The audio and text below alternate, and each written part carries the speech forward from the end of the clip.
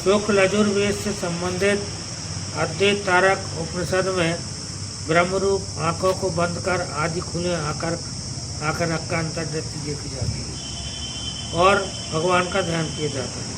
तारक ब्रह्म जो कि व्यक्ति की गर्भ में जन्म वृद्धावस्था मृत्यु आदि के भय से दूर करता है, इसे तारक योग कहते हैं। तारक योग की दो स्थितियाँ होती है, एक पूर्वार्ध और एक पूर्वार्ध।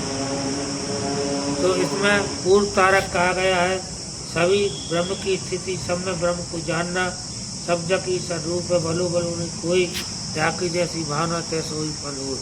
ब्रह्म की स्थिति का ज्ञान अथवा सभी में ब्रह्म को देखना। तुलसीदास जी कहते सिया राम मैं सब जग जानी, करऊँ प्रणाम जोर जुटानी, और उसी का मनन चिंतन करना।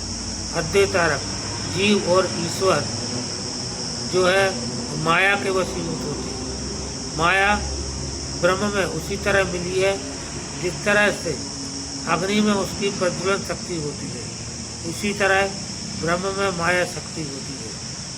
तो इसका ज्ञान आवश्यक है। जब इसका ज्ञान हो जाता है तो व्यक्ति अपने अंतःकरण में और बाहर दोनों तरफ ब्रह्म को देखने लगता है। सभी जीवों में ब्रह्म जानकर वह ब्रह्म का चिंतन करता है। और ये दो विधियाँ हैं, ऐसा नहीं नेति नेति कहने पर जो शेष रहता है वही अद्वैत तारक होता है।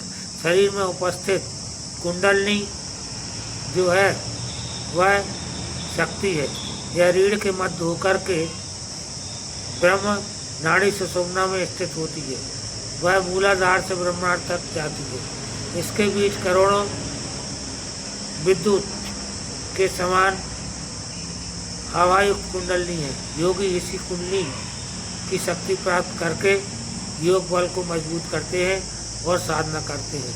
इसकी शक्ति का ज्ञान प्राप्त हो जाने पर व्यक्ति को मोक्ष प्राप्त होता है। फिर आता है इसी में गुरु। तो गुरु जो है आचार वेद संपन्न विष्णु भगत मातासीन योग ज्ञाता योग निष्ठा परमहंस परम वज्रिकाचार्य और ज्ञान से संपन्न होता है, ब्रह्मनिष्ठ होता है। गा का अर्थ होता है अंधकार और रा का अर्थ होता है अंधकार का नाशक, इसलिए ज्ञान का नाश करने वाला ही गुरु होता है। गुरु अपने प्रवचन के द्वारा अज्ञान को नाश कर देता है, व्यक्ति के अंतःकरण को अंधकार को मिटाता है और उसको प्रकाश में ले जाता है। इस प्रकार से वह गुरु कहलाता है।